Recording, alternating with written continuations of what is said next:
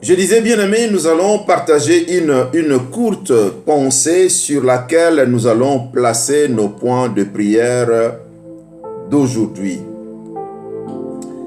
Et c'est par rapport à un enseignement que j'avais donné le dimanche à l'église que je vais donner ce point, un point parmi les points sur lequel j'avais touché dans mon enseignement les dimanches au culte. Et la pensée que le Saint-Esprit m'a impressionné, m'a mis à cœur pour aujourd'hui, se trouve dans le livre d'Ésaïe chapitre 40. Ésaïe chapitre 40 où nous allons trouver que c'est le Seigneur qui nous donne la force de faire des exploits. C'est Dieu le Père qui nous donne la force de remporter des victoires. C'est Dieu le Père qui nous donne la force de persévérer, de tenir bon et sortir victorieux de nos réalités, de nos situations, de nos épreuves, de nos combats. Dans le livre d'Ésaïe, Ésaïe chapitre 40, Ésaïe chapitre 40, nous allons lire deux versets, le verset 28 et le verset 29. Au verset 28, le prophète Ésaïe déclare ceci. Au verset 28, il dit: ne le sais-tu pas? Ne l'as-tu pas appris? C'est Dieu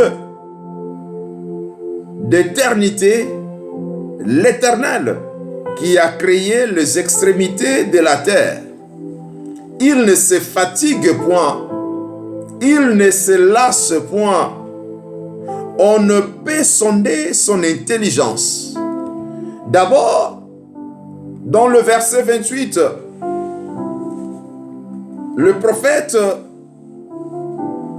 nous présente ou nous rappelle la puissance de Dieu. Il nous rappelle la grandeur de Dieu. Il nous rappelle l'omniscience, l'omnipotence de Dieu. C'est Dieu qui a créé les extrémités de la terre. C'est Dieu qui ne se fatigue jamais. C'est Dieu qui n'abandonne rien. C'est Dieu capable de tout.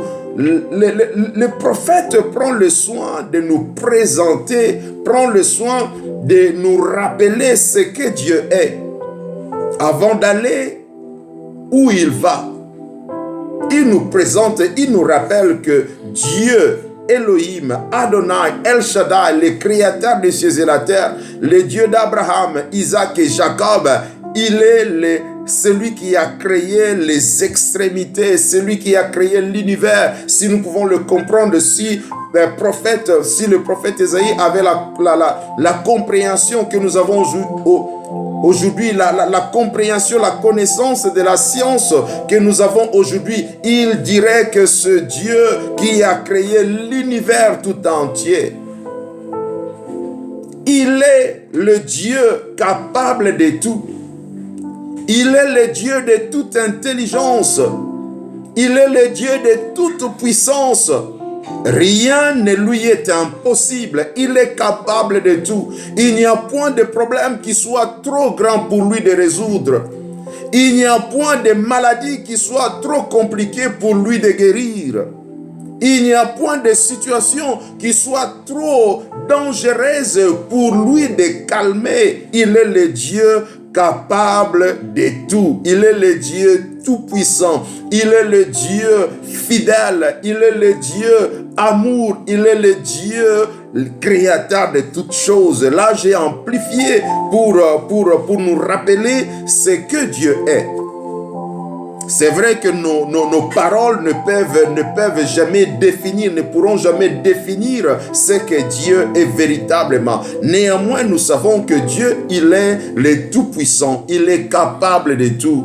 le prophète Ésaïe prend le soin de rappeler à Israël. Aujourd'hui, il nous les rappelle. Il prend le soin de rappeler que Dieu est capable de tout. Dieu est tout puissant. Et moi, j'insiste, mon cher frère. Moi, j'insiste, ma chère sœur. Moi, j'insiste, mon ami. Cher monsieur, chère dame. J'insiste que le Dieu que moi je sers, le Dieu que je vous présente là, le Dieu que j'aime, Elohim, El Shaddai, Adonai, le créateur des cieux et la terre, il est le Dieu capable de tout. Il est le Dieu tout puissant. Rien ne lui est impossible. Et au verset 29, le prophète continue à parler. Au verset 29, il dit, où nous sommes dans Ésaïe 40, au verset 29, il dit, il donne de la force à celui qui est fatigué et il augmente la vigueur de celui qui tombe en défaillance. Alléluia, alléluia. C'est Dieu tout-puissant, c'est Dieu créateur de toutes choses, le Dieu qui est au contrôle de tout. Il est celui qui donne la force à celui qui est fatigué. Il est celui qui donne la force à celui qui est fatigué. Peu importe l'origine de la fatigue, peu importe la cause de la fatigue, ça peut être une maladie, ça peut être un problème qui dérange le moral, ça peut être une menace spirituelle, une menace diabolique et qui fatigue le corps, qui fatigue le moral. Dieu est celui qui donne la force. L'Éternel Dieu, créateur des cieux et la terre, il est celui qui donne la force à celui qui est fatigué. Bien-aimés, chers frères, chères sœurs, chers messieurs, chères dames, peu importe la situation que tu traverses, peu importe les épreuves que vous traversez, peu importe la réalité de votre vie, il est le Dieu qui donne la force. Le Dieu que moi je vous présente là, le Dieu d'Abraham, Isaac et Jacob, il est le Dieu qui donne la force à celui qui est fatigué. Peu importe la chose, peu importe la situation qui te fatigue, il est le Dieu qui donne la force. Si le corps est malade, le corps est fatigué, il est le Dieu qui donne la force. S'il y a des antécédents dans ton foyer, peut-être que les choses ne marchent pas avec le mari, avec la femme, il est le Dieu qui donne la force. Si les enfants te dérangent et que tu es fatigué, vous êtes fatigué moralement, spirituellement, physiquement, le Dieu que moi je vous présente là, il est celui qui donne la force. Alléluia. Alléluia. Et le prophète continue à parler, il dit, et il augmente la vigueur de celui qui tombe en défaillance. Qu'est-ce qu'il est en train de dire? C'est la même pensée que nous venons de voir là, que Dieu, l'Éternel Dieu, est celui qui donne la force à celui qui est fatigué. Et ici, le prophète utilise de différents mots. Il dit, il augmente la vigueur, en d'autres termes, la force, il augmente la force de celui qui est défaillant, de celui qui est prêt à céder, de celui qui est prêt à abandonner. Dieu, le Dieu que moi je vous présente, le Dieu qui s'était manifesté en Jésus-Christ, le Dieu qui était incarné en Jésus-Christ, il est celui qui donne la vigueur à celui qui est prêt à lâcher. Peut-être à cause des épreuves, à cause des situations, à cause des complications, à cause d'opposition, de résistance, à cause de menaces d'une nature ou d'une autre, tu es prêt à lâcher, tu veux lâcher, mais Dieu augmente la vigueur. Le Dieu éternel que moi je présente, il augmente la vigueur. Il augmente la vigueur. Il suffit de lui faire confiance. Il suffit de lui faire confiance, il augmente la vigueur, il donne la force, bien-aimé. On a tout simplement besoin de lui faire confiance. On a juste besoin de lui faire confiance et lui prend soin de nos situations. Lui prend soin de nos réalités. Quand nous lui faisons confiance, il prend soin de nos réalités. Il prend soin de nos situations. Alléluia. Alléluia. Dans le même livre d'Ésaïe, maintenant dans le chapitre 41, au verset 10e, toujours Dieu parlant à Jacob. Ésaïe chapitre 41, verset 10. Dieu dit ceci à Jacob. Dieu dit ceci à Jacob. Ne crains rien, car je suis avec toi. Ne promène pas de regards inquiets, car je suis ton Dieu. Je te fortifie, je viens à ton secours. Je te soutiens de ma droite triomphante. Waouh! Quelle parole de réconfort, quelle parole de soutien. Dieu est en train de rassurer Jacob qu'il est avec lui. Il ne le lâchera point. Il ne l'abandonnera point. Il est son soutien. Il est son support. Il le soutient par sa main triomphante, par sa main droite triomphante. Bien-aimé, Dieu est celui qui donne la force. Dieu est celui qui augmente la vigueur. Dieu est celui qui nous donne la capacité de résister, la capacité de tenir bon, la capacité de faire les exploits, la capacité de triompher, la capacité de remporter des victoires. Il est le Dieu qui nous donne la force. Il est le Dieu qui augmente la vigueur, peu importe la situation. Comme il dit à Jacob, Jacob est traversé des moments difficiles certainement, et Dieu lui parle pour le rassurer. Dieu lui parle pour le rassurer. Il lui dit, ne crains rien, car je suis avec toi. Ne promène pas de regards inquiets, car je suis ton Dieu. Je te fortifie, je viens à ton secours, je te soutiens de ma droite triomphante. Bien-aimé, les paroles de Dieu ne changent pas. La parole de Dieu ne change pas. Dieu ne change pas. Il a parlé, il a manifesté cet amour, il a manifesté ce désir de soutenir Jacob. Jacob était son serviteur, il l'a soutenu, il a couvert, il l'a protégé. Dieu n'a pas changé.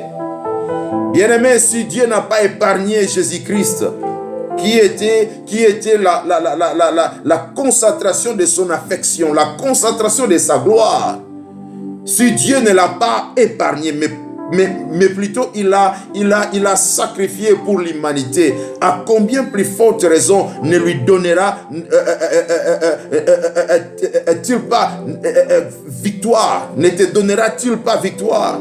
À combien plus forte raison il ne te soutiendra point? Ne te soutiendra-t-il pas? Ne te fortifiera-t-il pas? Ne t'encouragerait-il pas? Bien-aimé, Dieu, il est celui qui donne la force. Il a fait avec Jacob. Il le fera certainement avec toi. Je sais qu'il l'a fait déjà. Il le fera encore. Peut-être tu es nouveau dans les choses de Dieu. Tu n'as pas encore vu la main de Dieu. Rassure-toi parce que tu l'as accepté comme Seigneur et Sauveur. Il est avec toi. Il ne t'abandonnera pas. Il t'accordera la victoire. Il a fait avec Abraham. Dans le livre de Genèse, chapitre 14, nous voyons Abraham faire la guerre contre 3 nations, lui seul, avec son groupe, avec sa troupe. Il a fait la guerre contre 3 rois et il a remporté la victoire. Il était plus fort que 3 nations ensemble contre lui seul. Il a remporté la victoire. Pourquoi? Parce que Dieu était avec lui. Dieu l'a soutenu. C'est Melchizedek qui le révèle à Abraham. Melchizedek lui dit que ce Dieu qui t'a donné la force, ce Dieu qui t'a assisté, ce Dieu qui t'a rendu victorieux contre les 3 rois. Et quand Abraham a compris que c'était Dieu qui était sa force, que c'était Dieu qui l'avait soutenu, Abraham avait donné la dîme de tout. La Bible nous apprend cela. Bien-aimé, Dieu te donne la force. Dieu augmente ta vigueur dans la situation où tu es. Les problèmes qui te dérangent dans ces épreuves-là, dans cette réalité-là, Dieu ne t'abandonnera pas. Il est ta force, il est ton soutien, il te donne la force. Tu triompheras, tu réussiras, tu sortiras plus que victorieux de cette situation-là parce que tu as le roi des rois à tes côtés. Alléluia. Alléluia. Je vais terminer avec ces deux versets, nous allons prier. Bien-aimés, c'est pourquoi l'apôtre Paul déclare ceci dans le livre de Philippiens chapitre 4 versets 12 et 13. Écoutez ce que l'apôtre Paul dit. Il dit, je sais vivre dans l'humiliation, je sais vivre dans l'abondance, en tout et partout. J'ai appris à être rassasié et à avoir faim, à être dans l'abondance et à être dans la disette. Verset 13, je puis tout par celui qui me fortifie. Waouh, ça ce sont des paroles de quelqu'un qui se confie en l'Éternel. L'apôtre Paul nous présente, l'apôtre Paul nous déclare ces choses-là. Il dit, je puis tout par celui qui me fortifie. L'apôtre nous décrit quelques situations, l'humiliation, il nous décrit la faim, il nous décrit la disette. Il pouvait continuer la liste, il pouvait parler, il pouvait dire maladie, il pouvait dire chômage, il pouvait dire corona s'il était dans notre époque, il pouvait parler de corona, il pouvait parler de menaces de tout genre. Il dit, je puis tout par celui qui me fortifie. Je puis remporter la victoire, je puis gagner, je puis réussir au milieu de toutes ces épreuves par celui qui me fortifie. Alléluia. Alléluia. Bien-aimés, toi et moi aussi, si nous faisons confiance au Seigneur, si nous faisons confiance aux paroles du Seigneur Jésus-Christ, nous pouvons parler comme Paul a parlé. Pourquoi? Parce que Jésus-Christ nous promet quelque chose d'extraordinaire. Dans le livre de Matthieu chapitre 28, le verset 20, Jésus-Christ dit, je suis avec vous jusqu'à la fin du temps. Je suis avec vous jusqu'à la fin du monde. Je ne vous délaisserai point, je ne vous abandonnerai point. Bien-aimé, Jésus est avec toi. Jésus est avec toi dans cette situation-là, dans ce problème-là, dans ces épreuves-là, dans cette complication-là, dans cette maladie-là, dans le chômage, dans peu importe la situation. Jésus dit, je suis avec toi. Si tu l'as reçu comme Seigneur et Sauveur, il est avec toi. Et parce qu'il est avec toi, la victoire t'appartient. Parce qu'il est avec toi, la réussite t'appartient. Parce qu'il est avec toi, la guérison t'appartient. Parce qu'il est avec toi, la sagesse, l'intelligence t'appartient. Parce qu'il est avec toi, le courage t'appartient. Parce qu'il est avec toi, la détermination t'appartient. Ainsi, tu réussiras. Alléluia. Tu réussiras dans ta marche chrétienne. Tu réussiras dans tes entreprises. Tu réussiras parce que le Seigneur est avec toi. Le Seigneur est avec toi. Le Seigneur est avec toi. Alléluia. Alléluia. Gloire au Seigneur. Gloire au Seigneur. Gloire au Seigneur. Béni soit ton nom, Seigneur. Béni soit ton nom, le Dieu redoutable. Béni soit ton nom, le Dieu incomparable. Béni soit ton nom, le Dieu glorieux. Alléluia, alléluia. Bien-aimés, nous allons prier. Nous allons prier maintenant pour ceux-là qui n'ont jamais reçu Jésus-Christ. Peut-être tu es dans l'église, vous êtes dans l'église, mais vous n'avez jamais pris la décision de donner votre vie à Jésus, de le laisser vous conduire. Vous allez prier, Seigneur, aide-moi à te donner mon cœur. Aide-moi à te donner ma vie complètement. Que tu deviennes mon Seigneur, que tu deviennes mon Sauveur, que je vive pour toi. Et pour vous qui avez déjà reçu Jésus-Christ comme Seigneur et Sauveur, vous allez prier, Seigneur, fortifie-moi que je reste dans la foi. Fortifie-moi que je reste dans la foi chrétienne, que je n'abandonne pas la foi, mais que je reste collé, que je reste soudé à toi. Prions au nom de Jésus. Alléluia. Prions au nom de Jésus. Prions au nom de Jésus.